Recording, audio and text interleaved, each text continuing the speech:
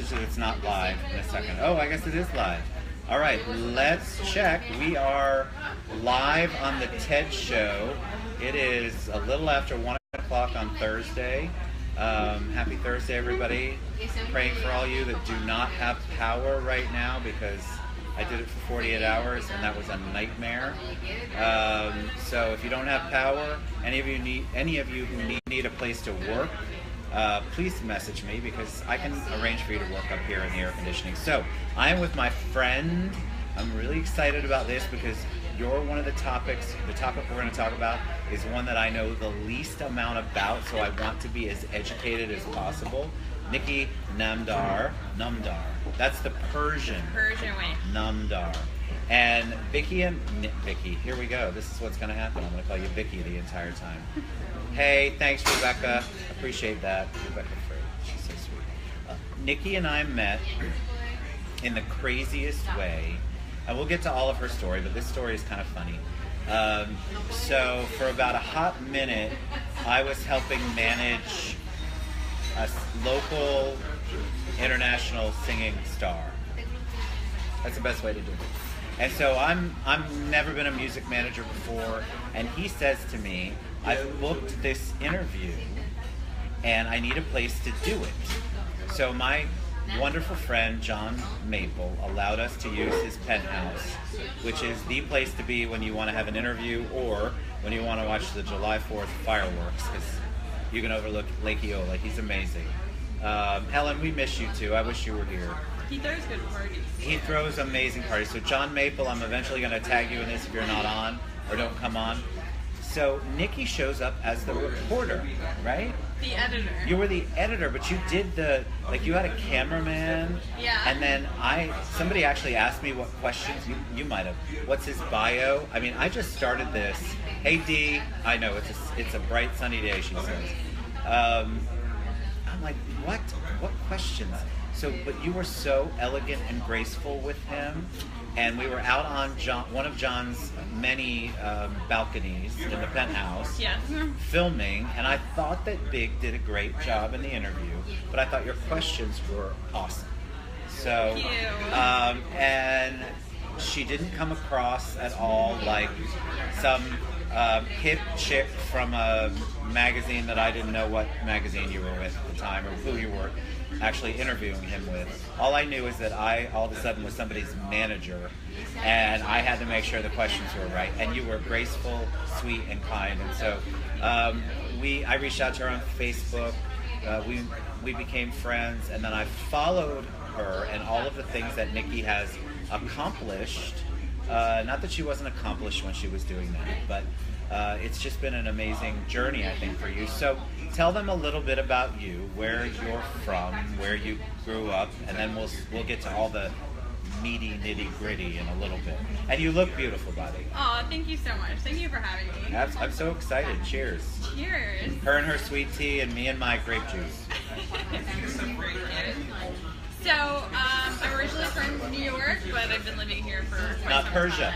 No, not Persia. I'm first generation Iranian American, so my parents are from Iran. That's amazing. Yes, and they came here through the whole mess of the revolution and ended up in New York, where I was made. I was surprised. A surprise. So. Surprise! Here's Nikki. I know, right? And now I'm a Floridian, so I've worn flip-flops twice in my life, so I guess I'm Floridian. Oh God, flip-flops. Larry Rumbow, or is it Rumbo? Rumbo. Larry just joined us, and Larry's been a friend of mine for 1,000 years. He started the Veg Fest, right? Or one of them? Yes. Which we'll get to that in a minute. Earth Day, yep. Earth Day, that's right. So, all right, so Rumbo. Larry, you need to correct me. I've been saying Rumbow for 30 years since I was maybe I'm 4 or wrong. 5. No, you're probably dead on. All right, so your parents have you in New York. They create the special Nikki, and then somehow you make it down here. Yes, I make it down here in 2005. I had just started becoming vegetarian, actually, after seeing slaughterhouse footage. And, I realized at that point I was stuck here, and I needed to find food to survive and, explore. So you were a little vegetarian bit. at that point. So Yeah. one of the questions we talked about right before the show started was you have vegetarian, vegan, pescatarian. These are the three that I'm aware of. Will you give them just a little, and most people will know, but some won't. I mean, there's some people that have tuned in. Oh, we love you too, Larry. And Bill Moore, I promise we're going to continue to entertain you. That was his message. Just give a little bit of what the difference is between the three. Sure. So vegetarians don't eat meat, but they eat dairy and sometimes eggs. Pescatarians don't eat any meat, but they eat fish. And then vegans don't eat any animal byproducts at all. So. Not only, and that's one of the things I want to talk about. So you started Orlando, and we're going to get into the whole definition. You started Orlando Vegans. Tell me about how that all morphed. How did that happen? Well, I was working on my writing degree and certificate at UCF, and I was taking this marketing your writing class, and I was looking for just a platform on something that I was passionate about, and it was veganism. So it started as a little WordPress blog, and I was like, well, people aren't going to want to read hundreds of words about one food item. So I crossed over to microblogging on Instagram, and was like, beautiful picture, nice, witty, cute little caption. And it just took off from there for a class project, actually. So we have so much to talk about, and I don't want to miss anything, but she used a word called microblogging. Right. So what is microblogging? It's on like a small platform like Instagram as opposed to like WordPress or Blogspot. Limited amount of words, is that what it is? Does Instagram like I know Twitter's 140 characters, but does Instagram actually limit your words as well? It does. I don't know the exact number. You can put probably 100 and something words in there. Because I post about drinking on mine all the time. Yeah. So mine are pictures. I don't blog a lot, although I do share the show. But if you're utilizing that, so you can actually utilize that as a micro blog, and you're still having the impact. And did you grow your Instagram account by doing the micro blogging? Yeah, I would just go out to eat, and I wanted to help other people eat. And then I came to this point in my life where I wanted to meet more vegans. So I started following the Orlando Vegans hashtag, and decided to do social meetups and stuff so I can meet other vegans, and so vegans can meet each other. And then it just blew up, and then so that way it all starts with food. They meet at a restaurant, and then they can go off and do protests together, or go out and do what they want to do together. Because being a vegan, which we talked about, isn't just about the food you eat. So Right, talk a little bit about talk about how it's not a diet. And you were just on Wesh. She did an amazing spot on Wesh and had some of the food there. And I actually thought about having you bring the food. Thought, well, that's terrible. I should probably have. We do have 2 vegan dishes here. Oh, I will eat them. I tried one. It's a squash dish. So they're very cognizant of that. It's a club, so it's not perfect, but we do have at least 2. But back to the lifestyle. So it's not just the diet you choose. Everything that you do, everything that you put on your body, you wear, you engage in, is tied back to that. So explain to them what that means. Sure, there's a misconception that veganism is just a diet. For some people it is because they're not doing it for ethical reasons, they're doing it more for health reasons. We call them plant-based mostly. Veganism comes down to not just what you eat, what you wear, what products you use. But of course there are things that are out of our reach, like, the tires on my car are probably not vegan, but you just do the best that you can to make conscious decisions every single day to cause as little harm as possible to a sentient being. You're trying to leave less of a footprint. Is that the whole thought process? Like, yeah. you want to, and ethical, you go back to that. So the way that you do, so is wine okay? Grapes are okay? Like, I fear sometimes. But there's actually a thing about alcohol, though. A lot of alcohol is actually filtered through fish bladder, but we have great resources like mine is not filtered through fish bladder. Good. I don't know that for a fact, but now I'm going to have to research it. Why would you, I'm fascinated. Why would you filter it through fish bladder? These are the types of questions that vegans ask every single day. You could have a perfectly good vegan product, but for some reason you want to, do something like that to flush it through fish bladder. And that's why we do what we do, because we think it's so ridiculous, the things that it doesn't make any sense. Why would I don't think it makes a difference. I don't want fish bladder remains on my wine. That's odd. So I'm going to pretend. You're a potential vegan. I'm a potential. I like that. We're going to hashtag that one later. Speak a little bit about hashtags too, and then we'll get back to the whole lifestyle, because I think there's so much there that people need to understand. It's about lifestyle, but hashtags. So as a blogger, as somebody who microblogs, I've experienced only recently, because of the show, how powerful hashtags can be. So talk a little bit about that because a lot of these people, we were talking earlier, a lot of the audience, they have an idea, they have a passion, they want to figure out how to turn it into either a business or a service or both, and they feel like they have a voice. But if you just do a WordPress, you just do a blog, and you don't have the right hashtags to continue to grow your business and continue to get people interested, then you're basically writing to the 3 people, including your mom, that might read it. So explain how hashtags are important. Yeah, hashtags are really powerful, and that's exactly how I grew my Instagram. I wanted to not only get people onto my posts so I can educate them on veganism, but also I want to engage with other people, comment on their posts, reply to people, chat with people, invite them out to meetups and events. It's just a great way to connect with people. And so what hashtags are powerful for you? Definitely Orlando Vegans is the number one thing that I hashtag, because that's one of the first hashtags vegans in Orlando look for, potential, people who want to become vegan. So that's one of them. Always vegan-y to a vegan-y, but you want to keep it so local to where it's Orlando, because my whole blog is for people in Orlando. Well, sure, because they're not sure where to eat, right? Or what food to buy. Like that, your Wesh spot was so interesting because you highlighted some of the foods that were good that you had, and you told people where they could get them. Yes. And that's sort of, I think people are like, okay, I've watched What the Health, which we talked about earlier. And so you watch What the Health, and immediately you see, when somebody watches that, you can see the post on Facebook. Okay, their whole life has changed. Yeah. And hopefully that's what they stick with.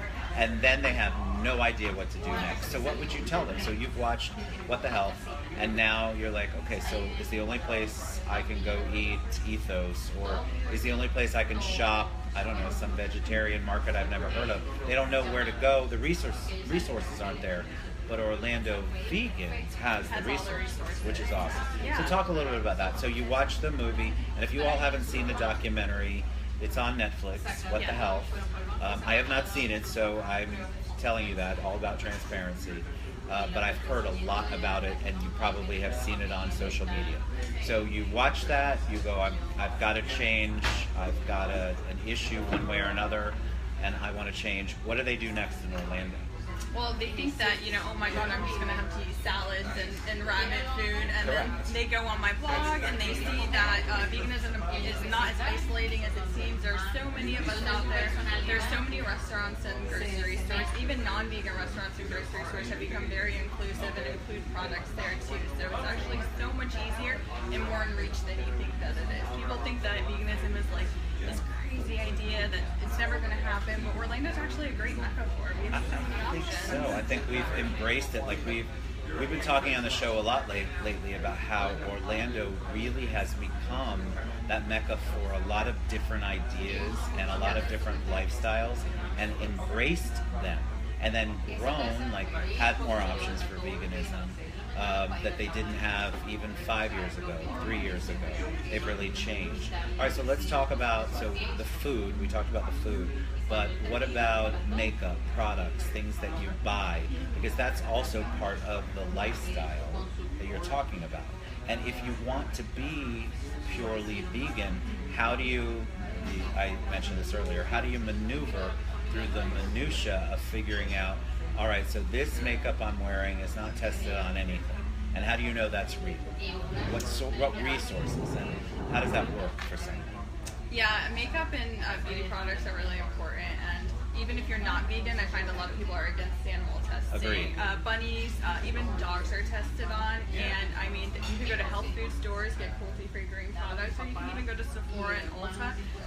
Many of those products are cruelty-free now. Businesses are catching on, and they're thinking, okay, well, we don't really need to test on animals, so, let's just go ahead and make this vegan and cruelty-free. Let's make this a little more natural, and it's not that hard anymore, actually, to find products that are. So how do you know? Because a lot of the stuff you see on social media, once they do the investigation, you think for 5 years that a certain makeup or a certain shampoo or a certain product is truly not tested on animals, and you find out they've had a secret animal factory the entire time. So you mentioned Sephora and Ulta. Sadly, I know how to pronounce those because I have 2 daughters that love both of those, especially Ulta. So you can go there, and do they have it labeled Yes, there are labels. It's usually a leaping bunny to show that it is a beauty bunny, meaning that it's cruelty-free. It'll have a bee on it. A great Google search will help. PETA has a list of vegan and non-vegan products. There's just so many ways to figure it out. And like I said, majority of them are already anyway. Or you can even send an email if you're unsure. Like, Glycerin, for instance, could be vegetable-based or animal-based. You just email the company, say, hey, is this from an animal or from a plant, and they'll reply to you. All right, so you really, like, everything is checked out. Yes. But we like to joke a lot that vegans have trust issues because we will read why the would you not? ingredients, we'll fact check, we'll make sure we do a lot of research, and I think that's why so many of us are so aware, because we're constantly looking into things and trying to educate ourselves. And But that helps other people out in the community who want to do it. Because again, the information out there, it's just like when you have a cold and all of a sudden you Google it and there's 10 reasons why you're dying tomorrow of some awful disease. Google's the worst. You're There's dead in 2 no seconds. great... It's hard to find a resource that you can trust all the time. That goes for news, that goes for blogging. There's always some sort of spin, and that's what people are kind of getting used to, especially in today's age where there's media you're not sure where anybody is. So to find the information, you all provide a great service with Orlando Vegans, I think. Yeah, and you also just go right to the source too. Make sure that the website that you came across is sourced back to the actual company themselves, because they're the ones who know best. So, but yeah, with Orlando Vegans, I try to put, show that it's so much easier. The products are out there, and you can confirm that really easily in the day of technology and internet. And I think that you allow people, like you said, people can email questions, you can ask. So let's say that you don't get the response from XYZ company. Nikki and her team and Orlando Vegans, I mean, it's a very loving, kind group.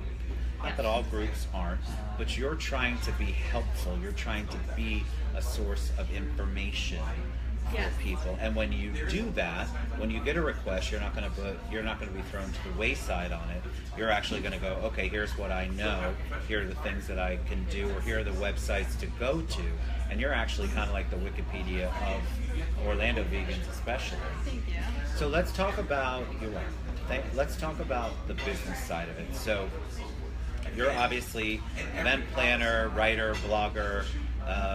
It would be photographer. It would be lovely if you could make your entire living off of Orlando Vegans, but you have work that you do. But what you've done is you've taken your story, your passion, and made it into a business, that serves the community. So for people out there, I think a lot of people are very afraid of, oh God, like we talked about earlier, I've got this idea, how do I start a blog? And how do I know that I'm going to be impactful? Kind of like the show we talked about. My kids were like, and I love them, I talk about them all the time, we're like, who wants to watch a show about you every day?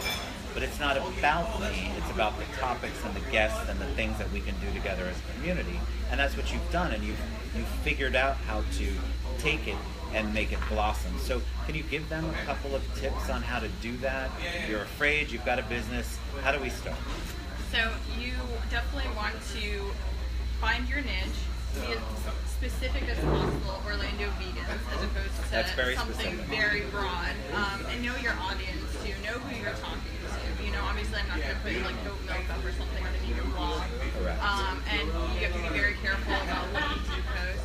And just take advantage of the resources that we have. Social media is the #1 marketing tool, and it's free. Everything is free. Instagram is free.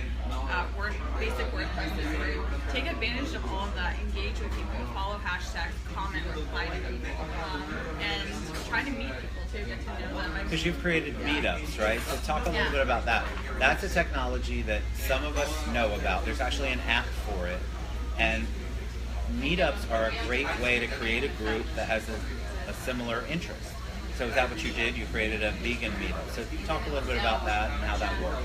So I just wanted to meet other people. So I just started to research Orlando Vegans hashtag, started to chat with other vegans in the area, and was like, hey, why don't we all meet up at Dandelion Cafe, one of the vegan restaurants in town. And it started off with a group of like 8 people.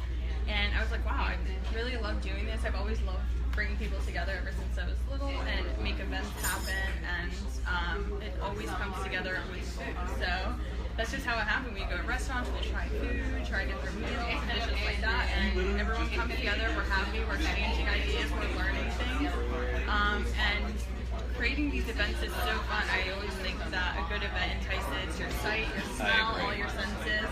So, and that's what the meetups do. And I try to think, okay, what time should I do this? How should I do this? How, it's just so fun to brainstorm and be creative about it. And you've done a great thing, because what you've done is you've become the go-to resource, which is what you've created. And that wasn't maybe in the beginning it wasn't a purposeful thing. It certainly isn't a selfish thing. Because you wanted to have a place to go, so you've created a place for other people to go. Yes, I wanted to find my home base, my people, and now people are finding each other through it. They are meeting boyfriends and girlfriends, partners, friends, best friends, and it literally did just start. I always joke, I'm like, I don't know how this grew so much, because all I did was eat. I just like to eat and post about what I eat. So what's your favorite vegan dish at a restaurant? Like choosing a child. Oh yeah, that's terrible. It's not Sophie's choice, Sarah. We're good. I am very, very obsessed with Keto Japanese cuisine. Everyone knows that. So talk about that, because I probably saw it. So tell us about that. Keto Japanese cuisine is just this little Japanese restaurant right across from Full Sail. It's not vegan, but they have 4 pages of the vegan menu. Everything from your traditional eel roll to chicken teriyaki, but made all vegan. And that's really hard to find, and I'm there at least a couple times a week. So. That's so cool. So how do you make a vegan, let's say an eel roll? So there's a substitute that has the texture of it, and the feel of it, and the taste of it.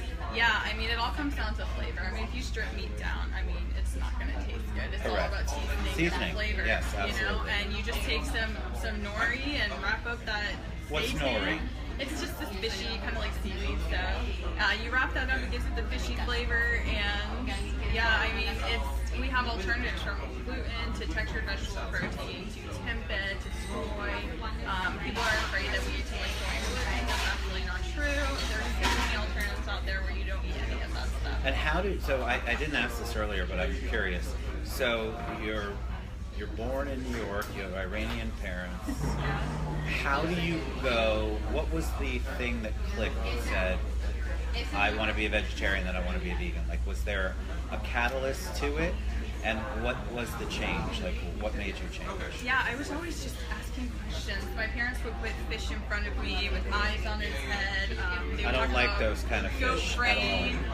Persians eat all these exotic foods, and I would just ask my mom, why does this have red stuff in it? Or when I was on like my uncle's farm, I cracked open an egg, and it was a baby chick, and like all these things just started clicking in my head. I was like, oh my god, this is a living thing. This is a body that feels pain and enjoys its life, and it's being taken away for humans who they don't really need to be. So that's sort of what it goes to. I mean, a lot of it boils down to you have a passion about animals and how they feel and how they're treated.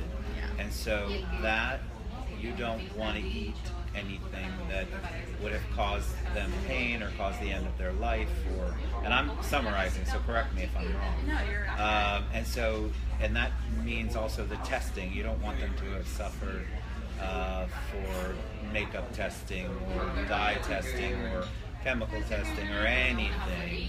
There should be, in your opinion and the way that you approach life, there should be no reason for them to suffer because of what we want to enjoy as humans. Of course, absolutely, and there are alternatives to everything. Makeup is made for humans, so why are we testing on animals anyway?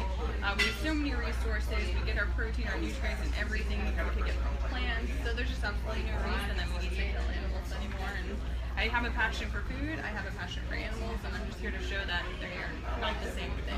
Correct, and you found alternatives that are. We were talking, and Larry, since you're on, I'm gonna. Oh, Royce, thank you. She said both of your outfits are awesome. Thanks, Royce. Thanks, Royce. Do you know Royce too? I think I do know Royce, actually. I'm so sorry. I'm just She kidding, meant that Royce. lovingly, Royce. So I joke about the time that Larry Rumbo and I went into his house He was living at, oh my God, what's the name of it? Fox Hunt, which is probably still a place out at UCL. And I walked into the house, and that ungodly smell from 30 years ago, I'm like, what is that? And it was either a meat substitute or a... And back in the day, that's what you had. Right. And he's like, oh no, it's delicious. I go, I can't get past the smell.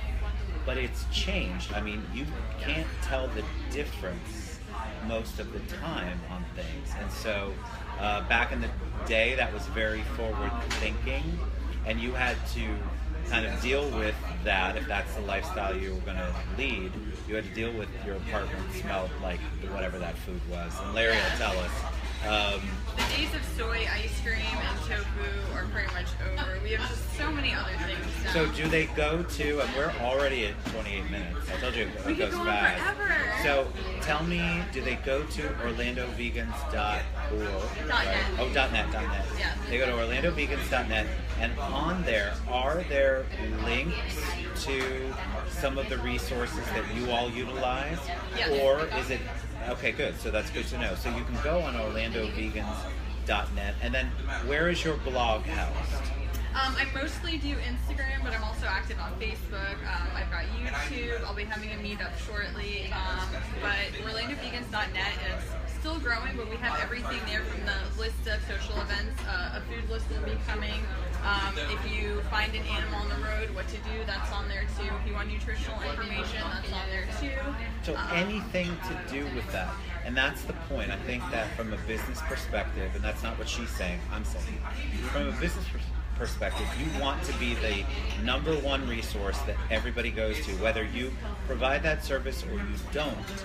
When you're blogging, when you have a website, you want people to think of you first, and then you get to disseminate them or send them to another place or give them the information that they need.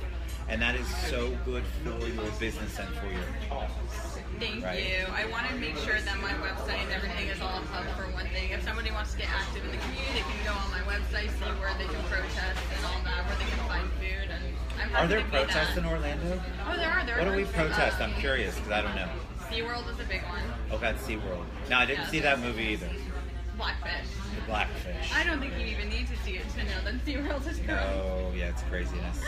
It's bad. And so those are the kinds of things. So you really are in advocate mode 24/7. Yeah. But look at her skin. I mean, her skin's flawless. That could be the Persian part, but we're going to give it to her diet and her life choices and her lifestyle. Yes, I actually suffer from hypothyroid disease.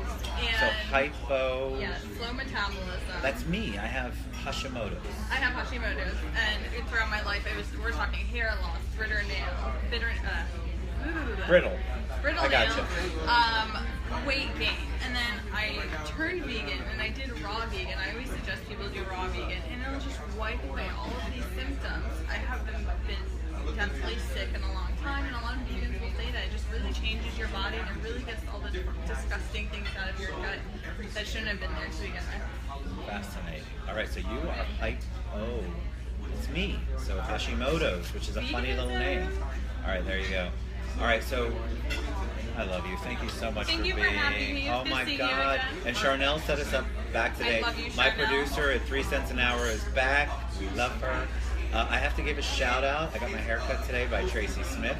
She's amazing. She's down in the basement. God bless her, in the Citrus Club. And that was very important. And I promised her I'd give a shout out, even though she didn't ask.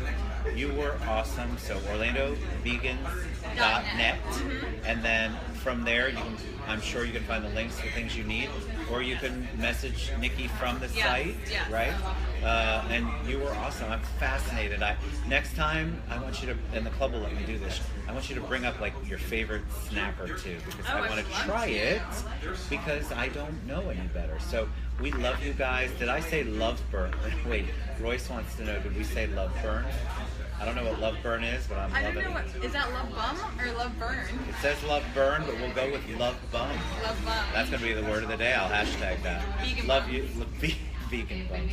Love you guys so much. So this is the great part of the show. This is the organic part, right? So you're going to have to move that little message up, and then you're going to hit the finish button, as all my guests do. It's kind of like a passage Love you guys. We'll see you tomorrow. Beth Hobart's my guest. Look at that.